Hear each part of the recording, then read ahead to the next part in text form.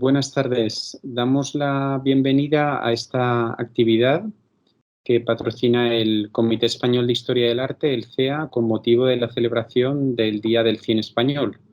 Creo que es la primera ocasión en la que el CEA lleva a cabo una actividad propia para festejar este día en recuerdo de todas las personas que trabajan alrededor de la industria y arte que también es el cine. Precisamente esa vertiente artística es la que ha interesado a muchas personas investigadoras que desde el campo de la historia del arte realizaron sus tesis o sus trabajos a propósito del cine, de la historia del cine y de cualquier elemento artístico de toda índole que está presente en él, que suelen ser muchos y muy variados, desde la música, la escenografía, la misma interpretación y, por supuesto, los temas que se representan en las películas. Bien, en esta ocasión creo que tenemos además que celebrar, aparte de la fecha, que contamos con una actividad que parecía concebida especialmente para un día como hoy. Tenemos una conferencia sobre la figura de El Greco, una figura sobradamente conocida en el ámbito de la historia del arte, pero que ha tenido también un eco en el celuloide y en el cine digital más reciente, por cuanto es un personaje de un singular atractivo. Además, esta proyección de El Greco como artista en las pantallas cinematográficas ha contado con alguien que se ocupe de esta historia, que es la persona que hoy nos guiará en este itinerario, que es la profesora Palma Martínez Burgos, catedrática de Historia del Arte de la Universidad de Castilla-La Mancha, así que por Toledo ya tiene una vinculación con el Greco, su lugar de trabajo, y en este caso fue también el del famoso pintor. Pero además ella tiene una larga trayectoria, se ha ocupado de temas que tienen que ver con el decoro y la imagen religiosa en el Renacimiento, en la Edad Moderna, con cuestiones de cómo la confesionalidad religiosa interfiere o modula las manifestaciones artísticas, pero en los últimos años ha trabajado especialmente a propósito de Toledo, de su patrimonio, manteniendo la línea abierta del arte religioso de la Edad Moderna. Y de este modo, digamos que creo que todo se ha entrelazado en torno a la figura del Greco, que muchas veces es también visto, aunque de esto nos hablará ella, como el pintor del misticismo, el pintor de la intensa religiosidad, el catolicismo militante de aquella España de Felipe II. Bien, dejando de lado estas cuestiones, damos sobre todo las gracias a Palma Martínez Burgos por haberse brindado a esta actividad y asociada al CEA, pero se ha ofrecido generosamente a realizar esta conferencia para todas las personas interesadas, no solo para los socios. Hoy se nos pueden unir público desde cualquier lugar a través de Internet y les damos la bienvenida a todos y cada uno de ellos, todas las personas que están con nosotros. Y quiero dar las gracias también especialmente a la profesora Nuria Rodríguez Ortega, que está en la sombra, no visible, pero gestionando que todo vaya bien, proporcionando el apoyo que necesitamos para llevar a cabo esta actividad con garantías. Y es un trabajo callado, muy discreto, pero de un gran valor. Así que también quiero dar las gracias a ella. Por último, quiero excusar a la presidenta del CEA, a la profesora Begoña Alonso, que le hubiera gustado estar presente en este acto y dar estas palabras de bienvenida, pero que por obligaciones académicas se nos unirá más tarde. Y como otras personas, sin embargo, podrá disfrutar seguramente de la conferencia grabada, si no la pueden seguir en directo. Bueno, sin más preámbulos, reitero el agradecimiento, doy la bienvenida a todos los que estén conectados o nos escuchen después y muchas gracias en especial a nuestra ponente, la profesora Palma Martínez Burgos. Adelante, gracias.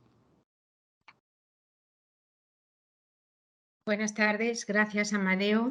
Tu cariñosa presentación, gracias al Comité del CEA por esta oferta para celebrar el Día del Cine Español y bueno, pues también a los que asisten en directo o luego a los que vayan a ver a oír la conferencia, a verla, pues gracias y vamos con ello. De todos los pintores que han inspirado películas, el Greco es el que menos ha inspirado. Solamente dos biografías filmadas, lo que se llama el biopic, existen en la actualidad todavía hoy.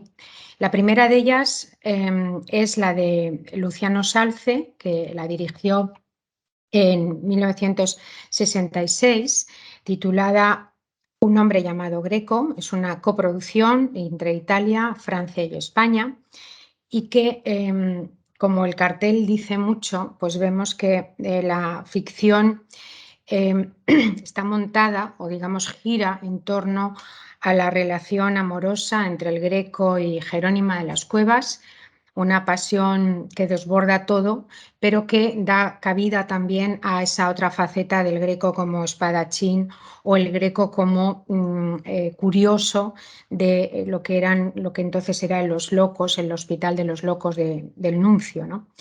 Esta cinta tiene la banda sonora, es de Ennio Morricone, y no me he resistido a, creo que escucharla unos minutos puede ser muy interesante, porque nos da la pauta, nos mete enseguida en lo que va a ser el ambiente de esta película.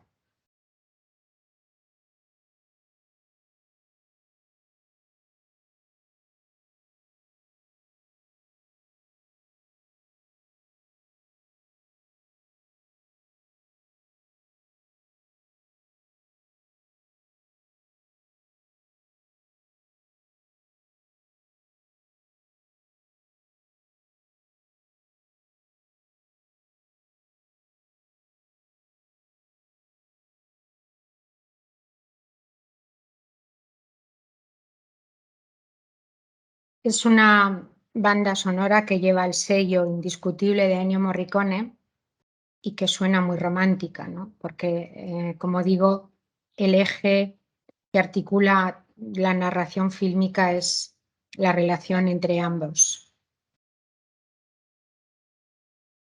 La otra película es mucho más reciente, está rodada en 2006, se estrenó en 2007, del cineasta griego Yannis Smaragis, una coproducción, en este caso griego, húngara y española. Lleva por título El Greco, el último desafío de Dios. Es un poco más larga, 119 minutos, la anterior era de 95. Y ya el cartel también nos habla de que aquí ya no es una pasión amorosa a dos, sino que es un trío formado por el pintor, por el cardenal Niño de Guevara, en su papel de inquisidor, y por la propia Jerónima de las Cuevas. Esta tensión se mueve además en un ambiente de mucha presión religiosa, muy oscurantista y muy férrea, ¿no? La banda sonora es de Vangelis, y lo mismo que he hecho con la anterior, quiero un fragmento, porque también nos sitúa enseguida, nos da la pista de por dónde va la película, por dónde van a ir los derroteros de la narración fílmica.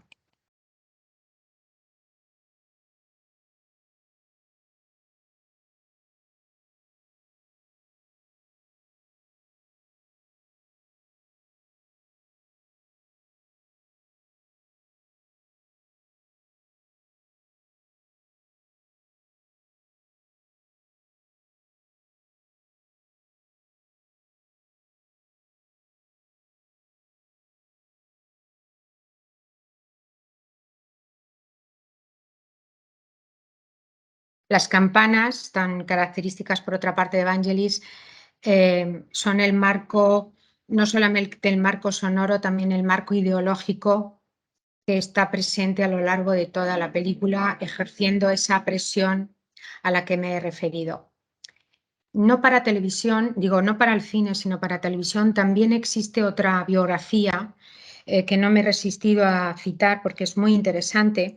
Fue una producción para televisión española de 1975, dirigida por Juan Guerrero Zamora, el cineasta, y titulada El caballero de la mano en el pecho, con José María Rodero y Nuria Torray. Quizá de las tres es la biografía más cercana o más fiel con la realidad.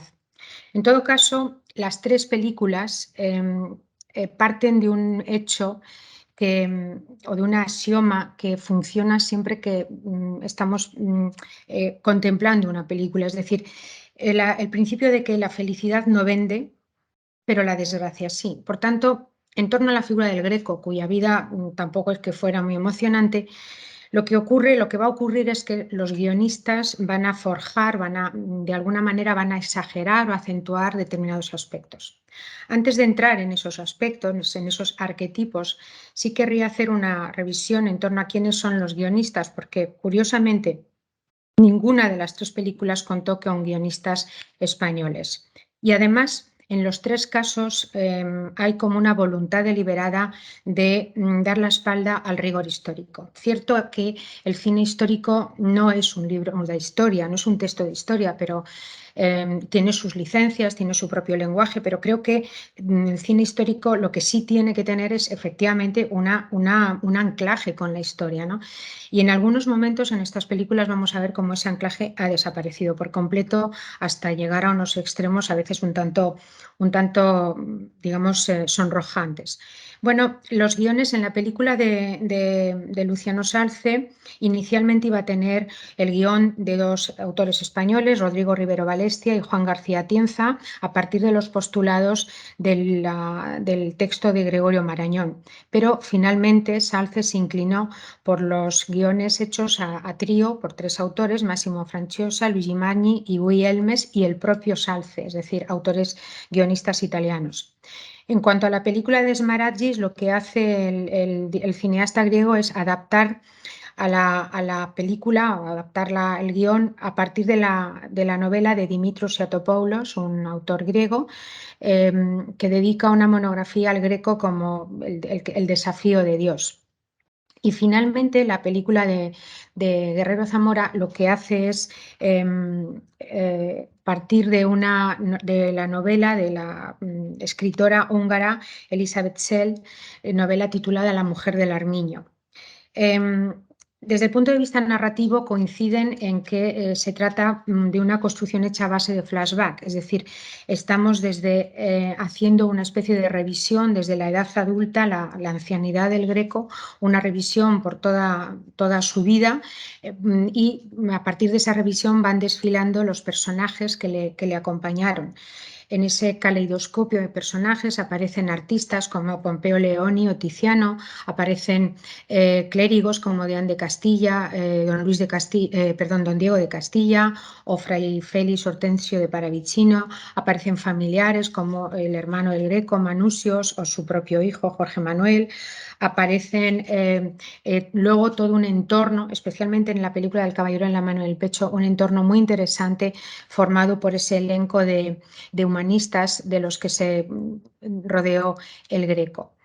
En cuanto a las localizaciones, todas tienen localizaciones pues, en el Escorial, en Toledo, en Roma, en Venecia. Bueno, en concreto la película de Smaragis, por ejemplo, no rodó en el interior de la catedral, posiblemente por no llegar a un acuerdo económico, y las escenas en el interior de la catedral no es la catedral de Toledo, sino que son la catedral de Solsona y la catedral de Tarrasa. Pero en cuanto a estas localizaciones, una cuestión que me ha llamado la atención como historiadora del arte es la recreación que se hace del taller del pintor. Para empezar, todas las películas dan por sentado que el Greco se forma en el taller de Tiziano. Y de hecho aparecen reiteradas alusiones no solo al personaje, no solo a Tiziano, sino también a obras célebres del pintor veneciano. Pero es que incluso ya estando en Toledo, ese taller, como por ejemplo en la película de Smaragis, está repleto de unos guiños absolutamente anacrónicos y falsos, porque pintar al Greco joven, como en este fotograma, y en su estudio ya tiene el Laoconte, que sabemos que él se pintó 2 años antes de morir, o tiene parte del Salvador del Apostolado, que es una obra tardía, pues no dejan de ser, digamos, determinadas faltas a un rigor que no eran necesarias, entiendo, ¿no? Lo mismo que en el mismo taller hay siempre referencias al expolio, en el tamaño para el que hizo el de la catedral, que lo entregó inmediatamente, es decir, él no se quedó nunca con el expolio, que aparece reiterado reiteradamente siempre como uno de los atrechos que habitan el taller grequiano. En cuanto a los actores, pues desde Mel Ferrer, apasionado del Greco. En esos años estaba casado con Audrey Hepburn, lo digo porque la película se estrenó en Toledo a bombo y platillo, y bueno, pues tuvo muchísimo eco. El otro ha sido el de la película de Smaragis, es el actor Nick Ashton, y en la de Guerrero Zamora es José María Rodero, ¿no? Bien, como he dicho, a partir de estas premisas vamos a ir desgranando cuáles son cómo se va construyendo el héroe fílmico, a partir de qué tipos o de qué situaciones o qué circunstancias, teniendo en cuenta que todas las circunstancias, todas que crean el arquetipo, que ayudan a definir al héroe, parten siempre de una obra artística, parten siempre de un cuadro. El primer tema es el de la Inquisición, es decir, este llama profundamente la atención a todos los cineastas, y lo que da pie a crear esta ficción es obviamente el retrato del cardenal que hoy está en el Metropolitan de Nueva York. La película de Salce plantea ya un imaginario juicio que nada más llegar a Toledo, el Greco es denunciado por el pretendiente despechado de Jerónima de las Cuevas, Alejandro Semini, también pintor, que le denuncia por brujería, por prácticas de brujería, no solamente al Greco, sino también al marqués de Villena. Entonces, a partir de ahí surge este juicio imaginario en el que, bueno, pues no hay más que, digamos, alteraciones históricas, porque en ese momento Niño de Guevara tiene 34 años, en ese momento, 1577-78, Niño de Guevara ni siquiera es cardenal, ni tampoco, por supuesto, inquisidor, que no lo será hasta 1599. Pero eso no es óbice, como digo, para que la presencia del juicio dé y alimente constantemente esta ficción del héroe solitario que se enfrenta a la cerrazón religiosa y a todo el mecanismo y la maquinaria de la Inquisición.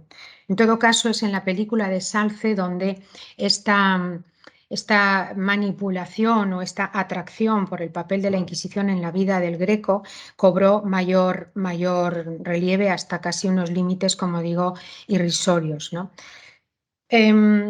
Lo que ocurre aquí es que, bueno, se busca hacer del Greco esa víctima victoriosa, y como se necesita un happy end, pues efectivamente sale victorioso, algo que a lo largo de los muchos siglos que la Inquisición estuvo en vigor jamás tuvo, lo sabemos, ninguna derrota, ni parcial ni completa.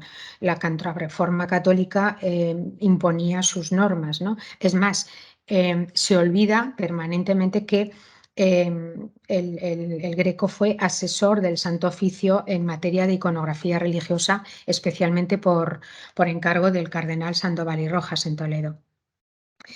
La obsesión por el cardenal Niño de Guevara, que tiene Salce, la comparte Smaragis y va mucho más allá, ¿no? Porque es una relación en la que se crea esa especie de triángulo donde no falta la pulsión sexual, de atracción ante ambos personajes, que está latente a lo largo de toda la película.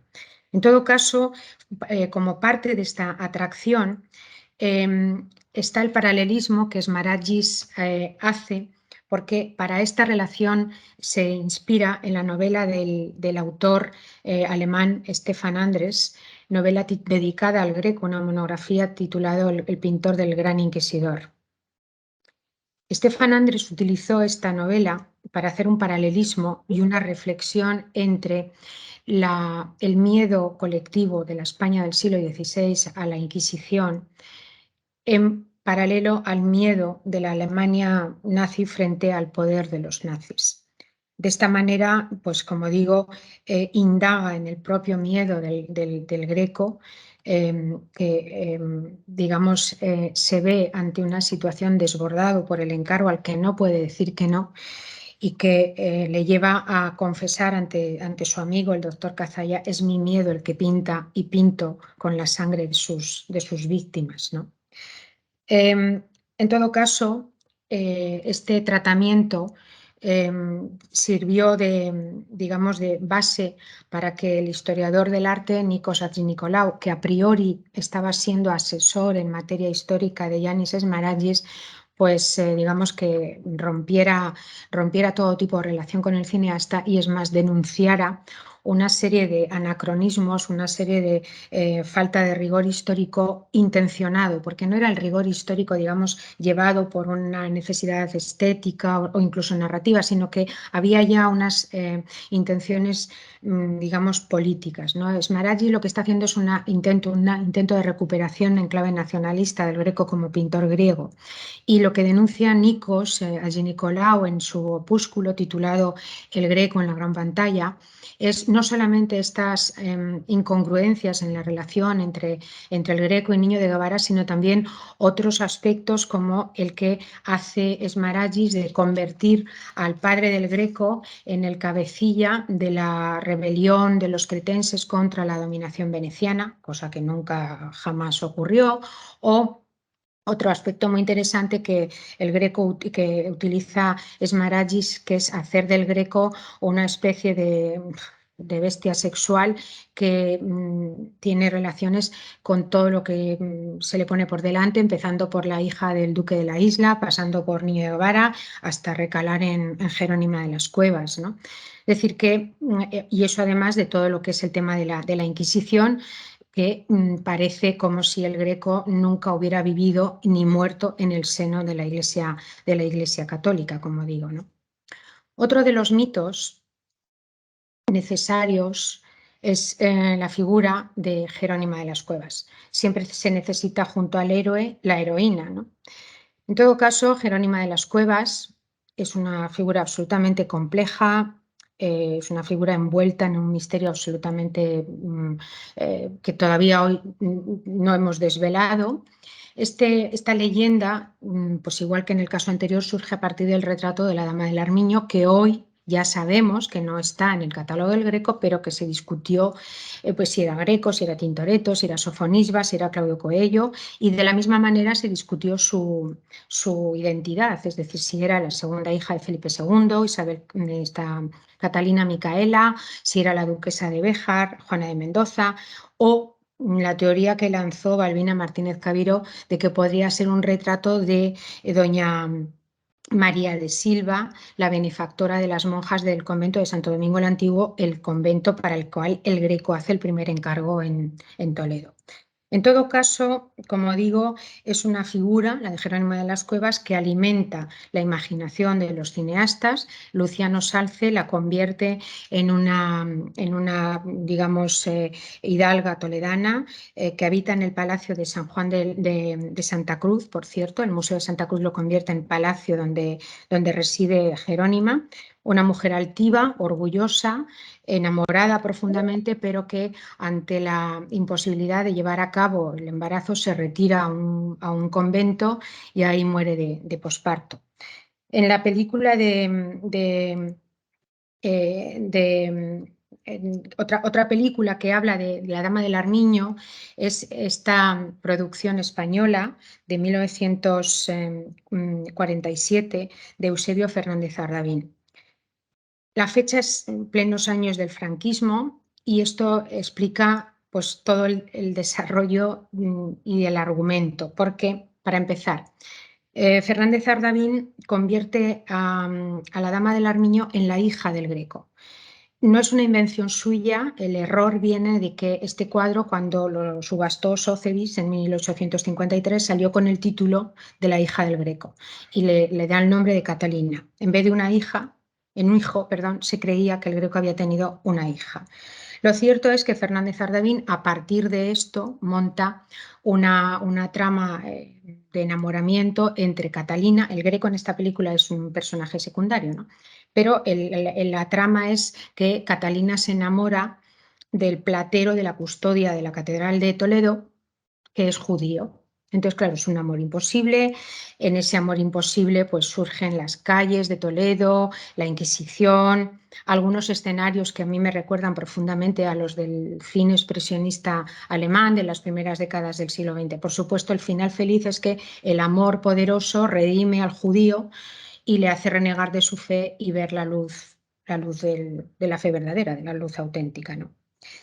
En la película del Caballero de la mano en el pecho, que hemos comentado de Guerrero Zamora, con José María Rodero, ella, que es Nuria Torray, está convertida, Jerónima es la dama del Armiño y además es la compañera fiel, el puerto seguro al que el Greco vuelve después del inmenso fracaso del Escorial. Ella es la que le devuelve la paz y la que le hace sentir que regresa a casa y por tanto la que le permite, la que le da la serenidad suficiente para continuar con su carrera. No debemos olvidar que esta película está basada en esa novela de Elizabeth Sell, La dama del Armiño. En la cinta de Smaragis, como he dicho, Jerónima es la hija de un noble militar que oye hablar de las excelencias del Greco y acude a su taller para ser retratada. Por tanto, ya hay una identificación de Jerónima como la dama del Armiño. A partir de ahí surge el amor, un amor que levanta todos los recelos habidos y por haber de Niño de Guevara, en el papel de Juan Diego Boto, y Niño de Guevara le dice que él no os pertenece, pertenece a Dios, no podéis tener a Dios por rival, estáis jugando con fuego, escuchadme bien, él es arrogante y pretende saberlo todo, necesita de alguien que le guíe, y ese alguien no sois vos. Necesita creer en algo. Por supuesto, como digo, Niño de Guevara intenta hacer ese enfrentamiento y amonestación e intenta apartarla del camino del Greco, ¿no? ¿Qué sabemos de esta mujer? Bueno, a este respecto quería hacer un paréntesis porque en los años previos al centenario del Greco, en el 2014, se estrenó un pequeño documental financiado por la Catedral de Toledo titulado El Greco, pintor de Dios en la Catedral, con guión de uno de los canónigos, Antonio Hernández Sonseca, y dirigido por Martín Poyatos. El título ya es absolutamente pretencioso, intenta hacer de la catedral el eje vertebrador también de la carrera del Greco en Toledo, cuando bien sabemos que después del pleito con el expolio la catedral rompió todo tipo de relaciones con el Greco. En todo caso, si hago aquí este inciso es porque en ese documental la catedral, lógicamente, y los canónigos convierten a Jerónima de las Cuevas en su esposa legal, o sea, unida por el vínculo del matrimonio, ¿no? Bueno, ¿qué sabemos de Jerónima? ¿Qué sabemos de esta mujer? Sabemos que el Greco llega en el 77 y al año siguiente tiene un hijo. Sabemos que esta familia vive en el barrio de la Antequeruela. Es un barrio que todavía existe hoy en día en Toledo, está situado extramuros, que en el siglo XVI debía tener cierta fama, mala fama, porque abundaban los prostíbulos, las tabernas, y era residencia de gente humilde. Aquí es donde se queda el Greco con Preboste cuando llegan a Toledo. Aquí es donde él reside los primeros meses de su estancia en la ciudad castellana. Aparte de eso, el nombre de Jerónima no aparece nunca en ningún documento y cuando se la menciona solo 2 veces, el tiempo verbal es tan ambiguo e impreciso que no sabemos si está viva o muerta. Obviamente nunca hubo ese vínculo matrimonial porque lo que sí nos han dicho los archivos cretenses es que el Greco cuando abandona la isla deja familia y en Castilla estaba penalizado la bigamia pero no el amancebamiento, por lo tanto no podía volver a contraer matrimonio. Las hipótesis que se barajan respecto a Jerónima son 2. Por un lado, la más probable es que muriera de posparto. Desaparece.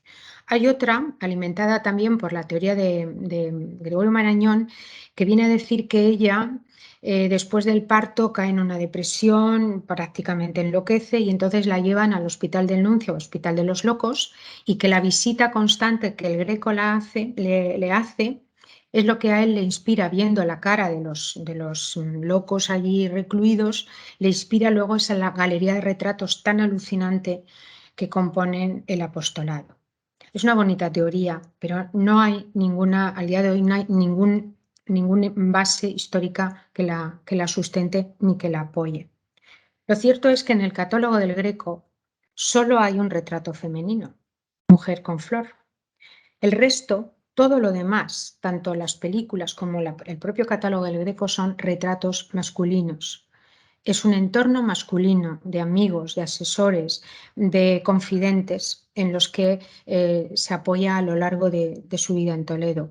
Entre esos amigos quizá destaca sobre todo Luis de Castilla, a quien había conocido en Roma y a quien regala este portentoso San Sebastián en la Catedral de Palencia. Esta ausencia de un entorno femenino, de una figura femenina, cómo no, también despierta la imaginación de muchas mentes y surge así ha dado pie a una corriente con éxito que tiende a apuntar una tendencia homosexual en la lectura biográfica del pintor.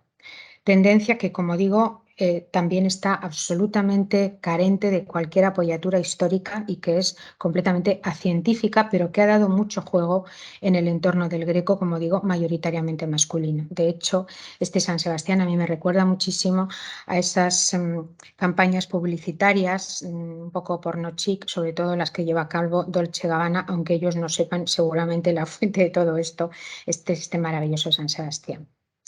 No hay entorno femenino, son todos hombres. Lo que sí hay es un niño que tampoco aparece desde que es bebé, posiblemente lo cuida la familia de Jerónima, no sabe griego, y la primera vez que aparece Jorge Manuel, al que le han puesto los nombres de la familia del Greco, Jorge por su padre y Manuel por su hermano, la primera vez que aparece es en el entierro del conde de Orgaz, cuando ya tiene unos 9 años. Después, a este hijo adorado le va a retratar, bien de forma individual como pintor en este maravilloso retrato del Museo de Bellas Artes de Sevilla, o bien dando rostro a San Bernardino.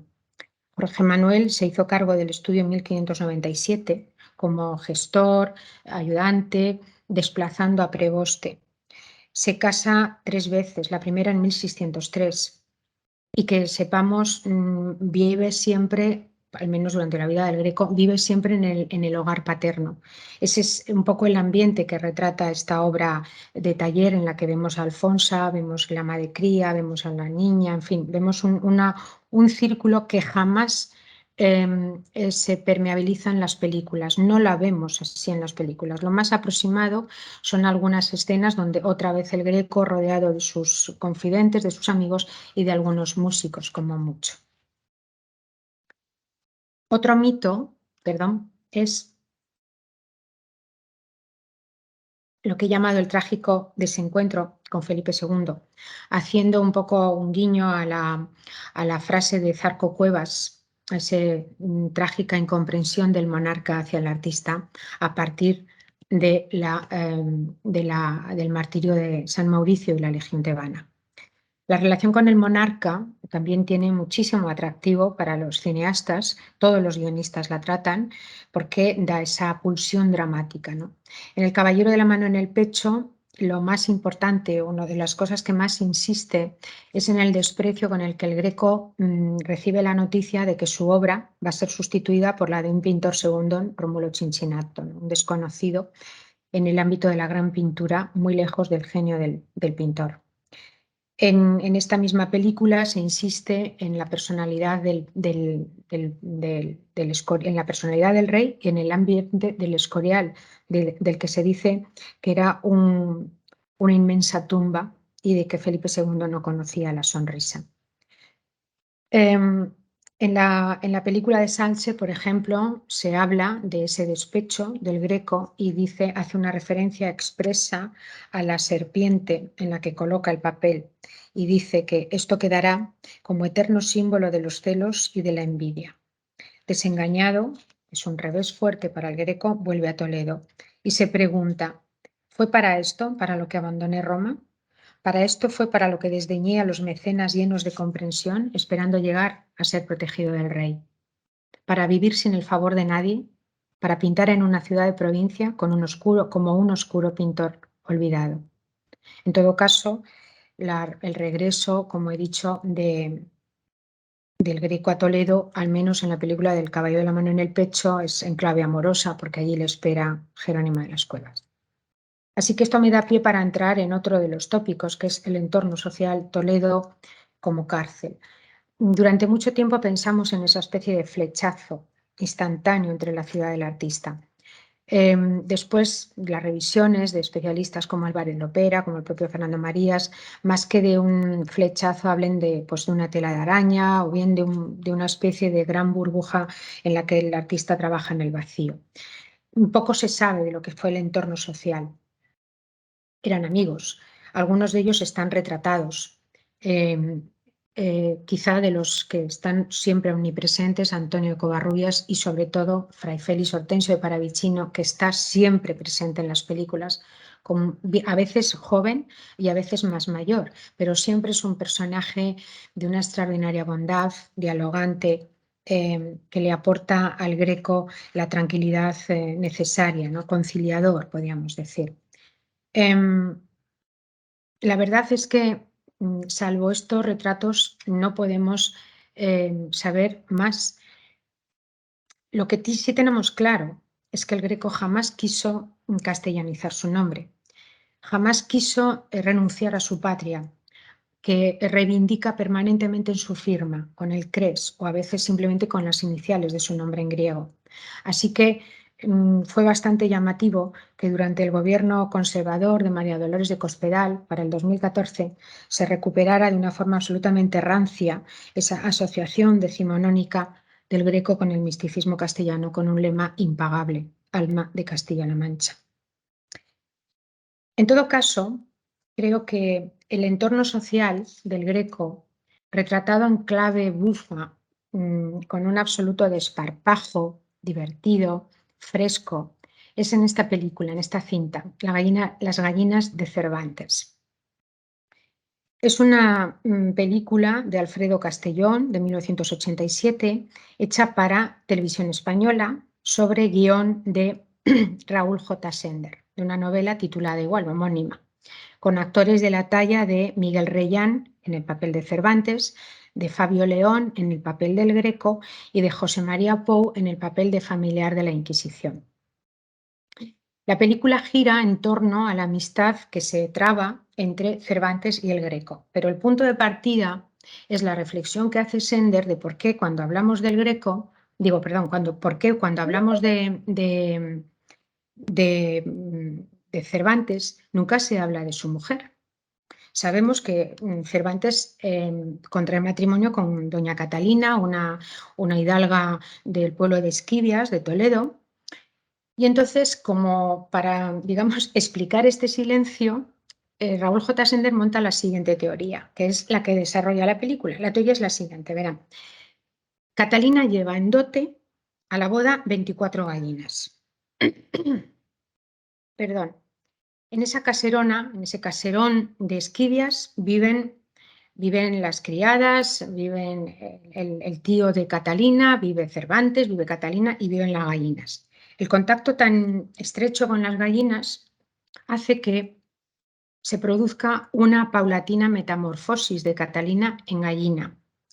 Poco a poco, Cervantes, que es Miguel Reyán, va viendo, va comprobando con estupor que su mujer cada vez cacarea más y que al final ya ni siquiera habla, solo cacarea.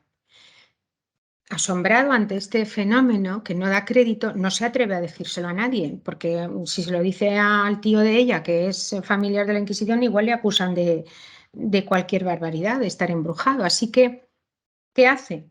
Pues coge el caballo y se va a Toledo a contárselo a su amigo. ¿Qué es lo que hacemos?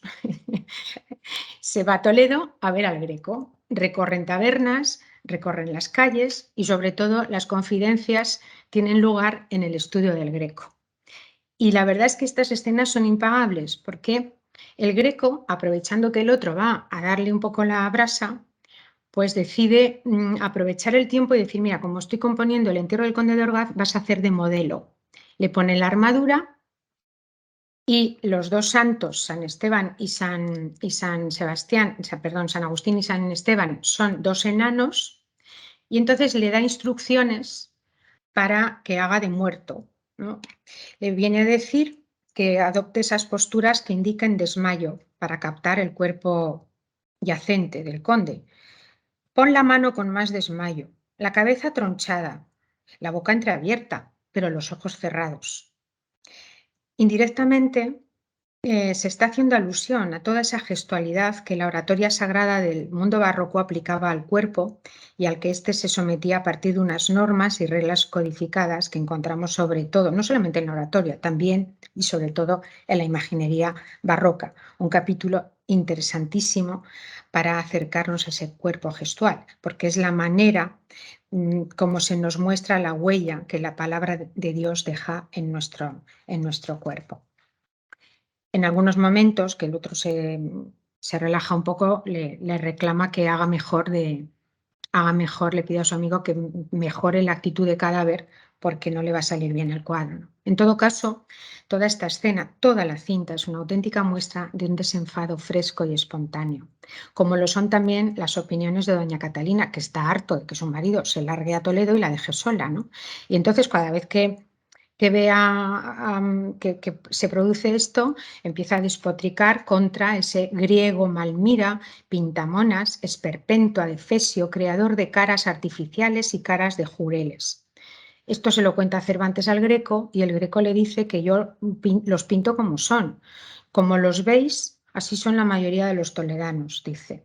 Obviamente se trata de una licencia poética, ya que ni el manierismo ni el Greco estuvieron jamás interesados en la observación directa del natural, sino que, como sabemos, pues se aplicaban una serie de reglas para convertir esa naturaleza en algo más bello y más abstracto.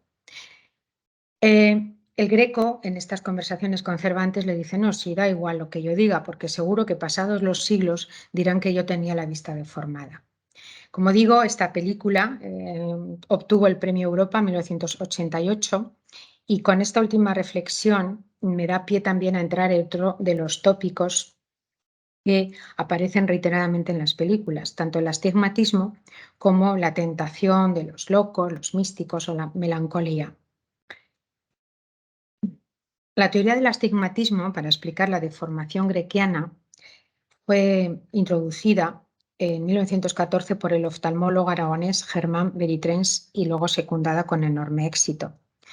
Como todo mito, se resiste a desaparecer y todavía hoy, yo oigo por las calles de Toledo a algunos insensatos hablar de este astigmatismo. Obviamente no merece ni un minuto de atención, porque hablar de esto es desconocer por completo la teoría que el manierismo maduro enunciaba sobre el cuerpo. Como bien sabemos, uno de los aspectos más queridos del manierismo fue el tema de las proporciones, de la figura, el canon y las matemáticas.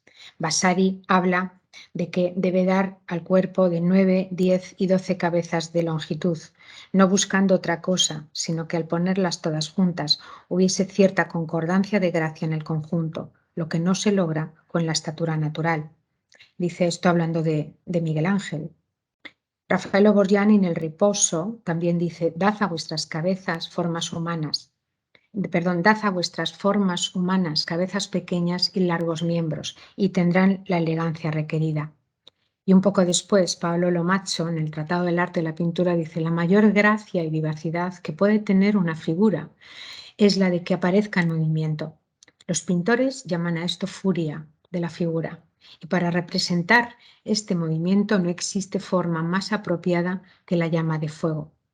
Por lo tanto, cuando la figura tenga esa forma es cuando será más bella. Vincenzo Danti también habla de las perfectas proporciones. Dice: la figura resultante se llama serpentinata, aquella que describe una S, irracionalmente contorsionada, desproporcionada, semejante a la lengua de fuego.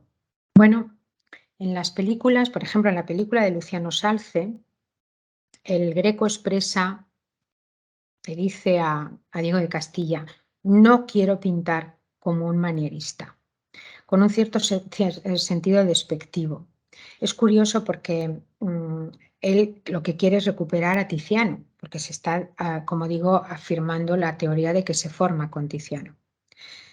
En El Caballero de la mano en el pecho mantiene esta misma línea y dice: no quiero ser un segundón, no quise ser un segundón en tierras venecianas, y solo aquí, bajo la luz de Toledo, volví a los iconos de mi tierra. Esta afirmación es muy interesante porque la película de El Caballero de la mano en el pecho, recuerdo, es de 1975.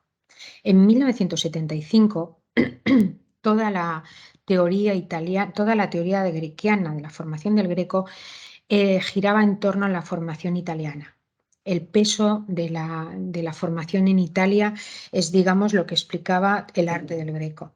El bizantinismo grequiano ha sido, digamos, tomado últimamente y ahora cada vez con mayor éxito, porque es el que nos ayuda a explicar. Bueno, aquí tenemos algunos fotogramas en los que vemos efectivamente cómo el Greco se forma en el estudio de las formas clásicas y de todos estos estudios habituales en la época. Pero como digo, es el bizantinismo el que explica esa figura icónica, limpia, que recrea al final de su vida. En paralelo, por tanto, hablamos del astigmatismo, ¿no? Para aquellos que han desconocido, han obviado todo este pensamiento. El astigmatismo está presente en una cinta española titulada El buen amor, de Francisco Regueiro, de 1963.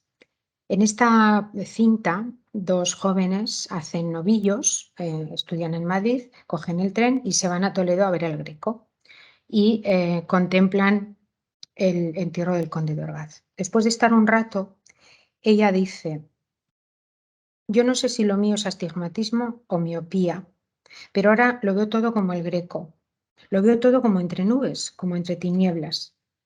Después van al Museo de Santa Cruz y allí se les dice que el Greco es amigo de espiritualizar a las personas, capaz de plasmar una íntima pena, una honda melancolía. El tema de la melancolía y de la locura va acompañada de la teoría de Marañón, ¿no? De que pues se había inspirado en el hospital del Nuncio, el hospital de los locos. En la Dama del Armiño, por ejemplo, se sigue insistiendo en la idea de que el Greco está hispanizado, de que todo lo que le rodeaba eran frailes y procesiones, tormentas y luces crepusculares, paños pardos y negros, lo que le lleva a alargar las figuras, espiritualizándolas.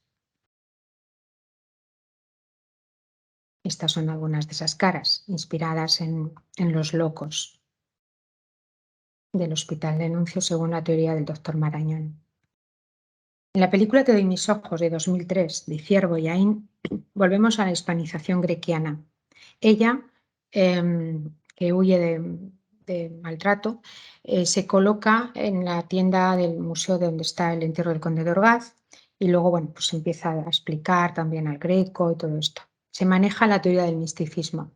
Se dice que el Greco fue extravagante, rebelde y místico, pero que es en España donde se vuelve más sombrío, llenándolo todo de grises y de tristeza. Y así llego a podríamos decir, al último de los grandes mitos, que es la tristeza de Toledo, porque en las películas que tienen al Greco por protagonista, es tan protagonista el pintor como la ciudad. Y siempre se insiste en una tristeza, en esa decadencia. Es más, en la película de Smaragis se juega con un discurso muy maniqueo. Quiero decir que Creta y Venecia son la luz creadora, la libertad del artista, son ciudades que actúan como musas para el genio creador. Y en cambio España, y especialmente Toledo, es sinónimo de oscurantismo, de cerrazón religiosa, de fe ciega, de celo inquisitorial. Y eso, a pesar de que la Junta de Castilla-La Mancha financió esta película, que yo creo que ninguno de la Junta se leyó el guión, porque si no, podían haber, no sé, recurrido un poco a esta imagen, ¿no? En la película de Luciano Salce se nos cuenta que, aquí tenemos la imagen de Toledo, lo primero que ve el Greco nada más llegar a Toledo es un auto sacramental. Es decir, Toledo es el escenario de un solemne y tétrico funeral. Dice Preboste: lo primero que vemos en esta ciudad es la muerte. Y en el Caballero de la mano en el pecho, pues se vuelve a insistir en esa decadencia atroz provocada por la decisión de Felipe II de llevar la capital a Madrid en 1561. Se está exagerando, obviamente, porque la decadencia de Toledo es la decadencia de todas las provincias españolas a partir de la segunda década del siglo XVII, una decadencia paulatina e inexorable, que en el caso de Toledo además fue acompañada del abandono de los nobles de sus palacios que prefirieron irse a la corte, y muchos de ellos además cedieron sus palacios a órdenes religiosas, forjándose así la idea, ese imaginario de Toledo como ciudad convento. Toda esta imagen de Toledo, de la tristeza, del oscurantismo, también está forjada por la generación del 98, que es un poco la que alimenta el cine, ¿no? En todo caso, hay una serie también de televisión española, Paisaje con figuras, que se emitió durante 1985 aproximadamente, donde se recuperaban biografías de personajes ilustres con guiones de Antonio Gala. El destinado al Greco, la verdad es que es muy interesante porque se aparta de todo esto. Bueno, se aparta relativamente, pero quiero decir que aquí Antonio Gala se centró en la visita que Pacheco hace a la ciudad y al taller del Greco. Sabemos que esa visita acabó como el Rosario y la Aurora prácticamente porque fue un encuentro de dos personajes que eran uno de Marte y el otro de Saturno, no se entendieron en absoluto, pero Francisco Pacheco, buscando un poco la forma de romper el hielo, le dice al Greco que Toledo es relicario de nuestra historia, libro donde leer la memoria de todos los tiempos. Y el Greco le dice que no, que para eso había más en Roma. Yo me quedé aquí no por eso, sino porque aún no se ha muerto del todo, pero ya no está vivo. Me quedé por ser testigo de una decadencia que simboliza la de todo el mundo. Me quedé por levantar un acta. Lo dice además cuando están delante del entierro del conde de Orgaz. Y dice,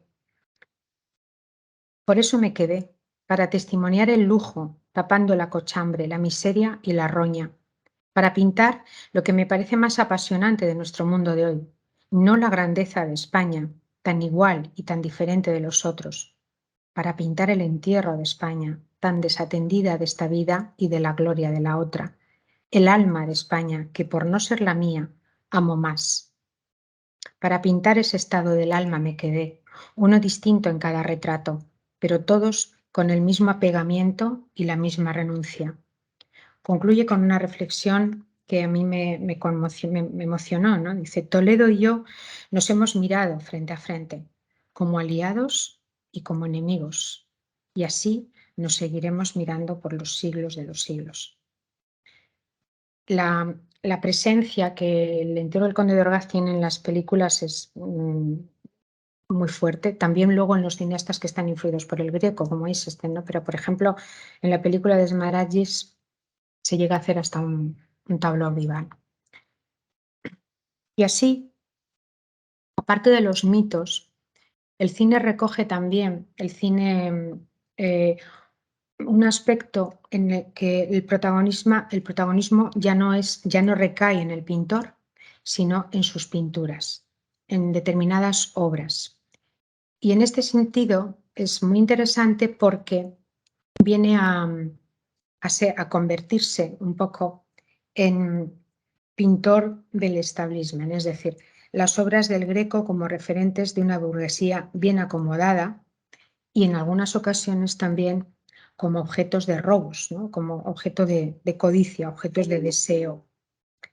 Entre los ejemplos primeros, me voy a remontar a dos películas de Edgar Neville. Una de ellas es La vida en un hilo, de 1945, con Conchita Montes. Ella es la protagonista que se debate entre dos amores, un ingeniero aburrido de Bilbao y un artista bohemio madrileño. Después de determinados avatares de la vida, da con el artista que la invita a casa y le muestra su obra más preciada, que es esta Anunciación del Greco, lo cual no impide para que por amor a su amada decida vender la Anunciación y comprarle con ese dinero un abrigo de visón. Obviamente estamos en unos contextos que hoy nos resultan bastante peculiares, ¿no? Pero era un poco el sumum de la muestra de amor. Otra película de Edgar Neville es El Marqués de Salamanca, una biografía bastante aproximada de este personaje, que fue el que llevó el tren a Aranjuez, al que retrata como un gran coleccionista. Ahí tenemos una de las pegatinas que acompañaban siempre, ni un palacio sin su Greco, ni un piso sin su Neville.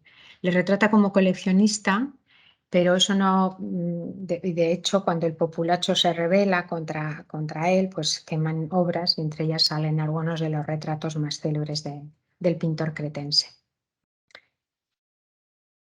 Una obra muy peculiar, porque el director se dedicaba más a los westerns, que es Don Siegel, rodó en 1957 entre Madrid y Barcelona la película Spanish Affair o Aventura para dos, con Carmen Sevilla. Es una película muy, muy curiosa que juega con el enfrentamiento entre dos arquitectos, un arquitecto conservador, tradicional, español, que tiene en su estudio pues la composición de San Francisco y el hermano León. Otra utilización similar, pero ya que esta nos va a resultar mucho más cercana, es la de Clint Eastwood, que en 1997, en esa película que hemos visto miles de veces, titulada Poder Absoluto, en la Cámara del Senador, antes de que ocurra lo que después pasa, ¿qué tenemos detrás de Clint Eastwood? Pues otra vez San Francisco recibiendo los estigmas. Hay muchos ejemplos de este tipo.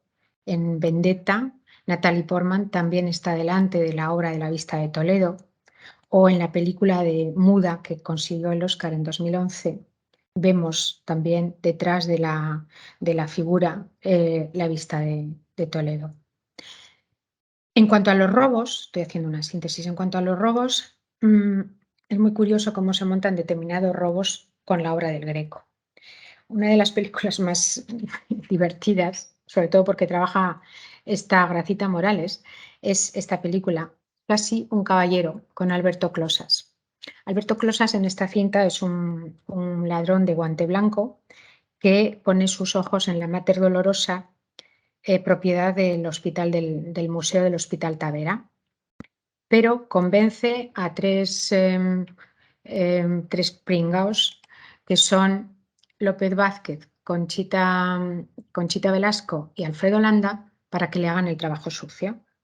Ellos van a Tavera y ven dónde está el cuadro, y esa escena es en la que sale Gracita Morales explicando al Greco en una escena impagable. También Belmondo, por ejemplo, quiere robar un Greco, en este caso un tríptico imposible, porque nunca existió un tríptico con estas piezas que se ha construido a manera de puzzle en la película El Incorregible, de Philippe de Broca en 1975. Y en el 2004, por ejemplo, William Baldwin, de la dinastía de los Baldwin, recrea la película Golpe Maestro, At Hayes, donde se trata de robar en el Museo Nacional del Greco, que sitúa en Barcelona, y dar allí el golpe maestro, ¿no? Y ahí vemos la disposición de las obras más célebres y más conocidas del pintor cretense. Termino esta charla con una mención muy castiza, que es el capítulo de La Máscara Negra para televisión, también de Emilio Martínez Lázaro, de 1982.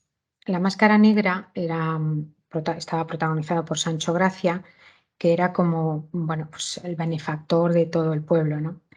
En este caso, el título de este capítulo era El robo del conde de Orgaz. La trama es curiosísima. Es la siguiente. José Bonaparte viene a Toledo, ve el gigantesco lienzo y decide confiscarlo para regalárselo a su hermano Napoleón, llevándoselo a París. Entonces el párroco acude a Sancho Gracia, la Máscara Negra, que urde un engaño, y es que le convence a Goya para que pinte corriendo la copia del conde de Orgaz, y de esta manera Goya accede y por la noche, con ese célebre sombrero de luz de velas, pinta el entierro del conde de Orgaz. De esta manera, cuando van a sacar el entierro, lo que hacen los franceses, tan contentos, se llevan un Goya en vez de un Greco. Es decir, la costa no sé si mejora, pero en todo caso es de una ingenuidad enorme, ¿no? Bueno, con esto termino. Muchas gracias por su atención y quedo a disposición para las preguntas que puedan y quieran hacer. ¿Vale? Muchas gracias. Muchas gracias a Palma Martínez Burgos por esta conferencia que la verdad es que nos ha ofrecido un festín de recuerdos cinematográficos y alguno televisivo y un montón de ventanas y troneras para asomarnos a la presencia del Greco en el mundo audiovisual, no solamente en el cine, sino en otros medios audiovisuales, aunque quedaría al margen la cuestión del documental de arte, que es otro capítulo entero por sí mismo, pero aquí el Greco convertido en personaje, pues ha aparecido envuelto en toda clase de tópicos y de aventuras y peripecias, algunas francamente estimulantes, ¿no? Que uno le costaría imaginarse. A lo mejor estamos a veces enredados por la formación académica, el punto de vista riguroso de la historia del arte y nuestra imaginación no es capaz de llegar a.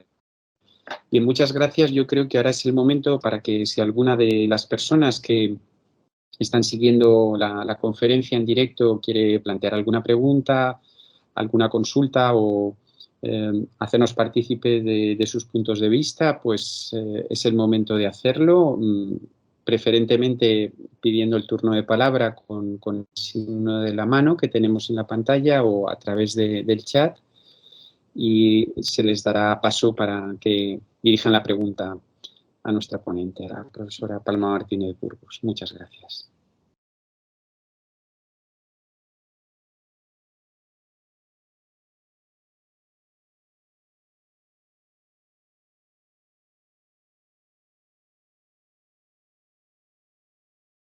Bueno, mientras que surge alguna pregunta, alguna cuestión, la verdad es que el tema del documental, que inicialmente lo abordamos en el libro del Greco en el cine, es que es inabordable, porque paramos lógicamente en el 13, pero del 13 aquí se han seguido haciendo documentales sobre el Greco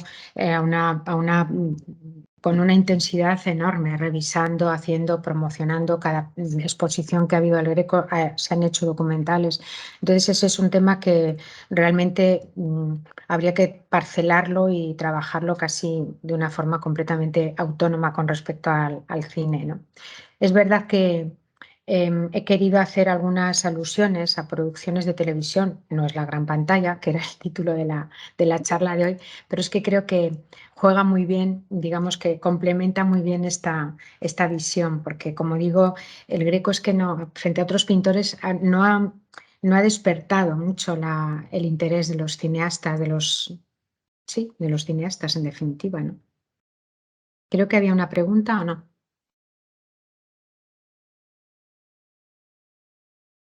A ver si tenemos alguna.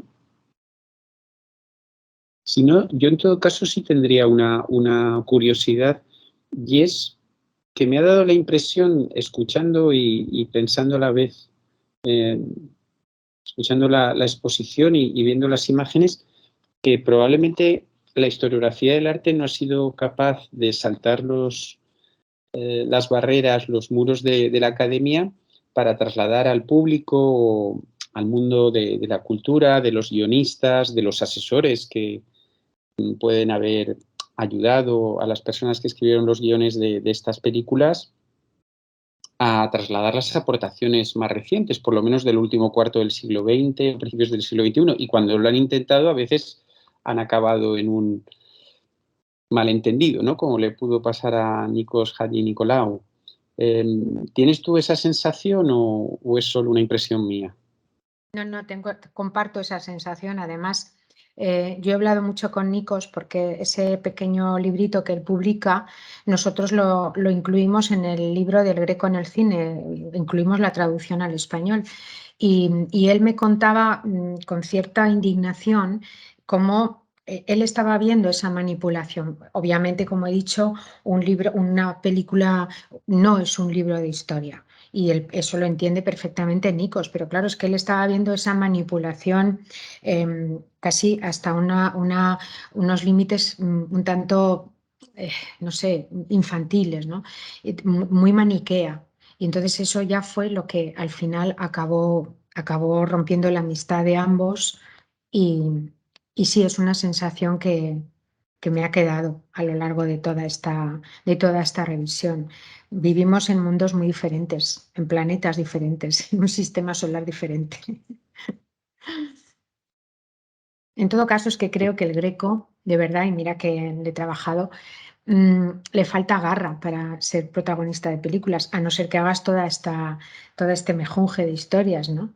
Es decir, claro, es que comparas la vida del Greco con Caravaggio y es que el Greco es más triste que un funeral. O comparas al Greco con Miguel Ángel o con Van Gogh. Si es que, claro, o con Goya, ¿no? No da juego. Es como Velázquez, se han hecho muy pocas películas de Velázquez, pero es que no son vidas que tengan ese furor, ¿no? Esa terribilidad que se busca para sostener un guión. Bueno, no sé si alguien más de los participantes quiere plantear alguna pregunta o si a través del chat tenemos alguna. Me parece. Ahora se han ido todos a ver las En películas. ese caso, sí, la verdad es que yo creo que la conferencia nos deja un listado de material para visionar. No todas son tan fáciles de conseguir. Además, probablemente algo que sucede con este fenómeno de las plataformas es que tenemos acceso a mucho material audiovisual, pero se privilegia el más reciente y en serie de televisión, con lo cual las películas, cuando son clásicas o incluso que apenas tienen 10, 20, 30 años, van quedándose atrás, ¿no?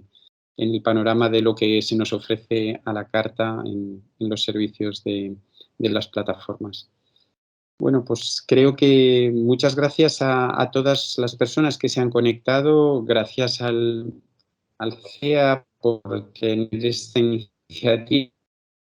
Yo simplemente estuve siendo secretario, antes no me he presentado, para quienes no me conocieran, pero soy Amadeo Serra, y un agradecimiento muy especial a Palma Martínez Burgos por su espléndida conferencia, porque a veces cuando se han escrito libros, se han dedicado muchas horas de trabajo, el gran desafío es condensar eso en un tiempo razonable para que se pueda seguir la exposición en algunas imágenes. Y en este caso se ha hecho con brillantez y con mucha amenidad. Así que un reconocimiento especial por esta labor y por ser la maestra de ceremonias de la celebración del Día del Cine Español en la contribución del Comité Español de Historia del Arte. Muchas gracias, Palma.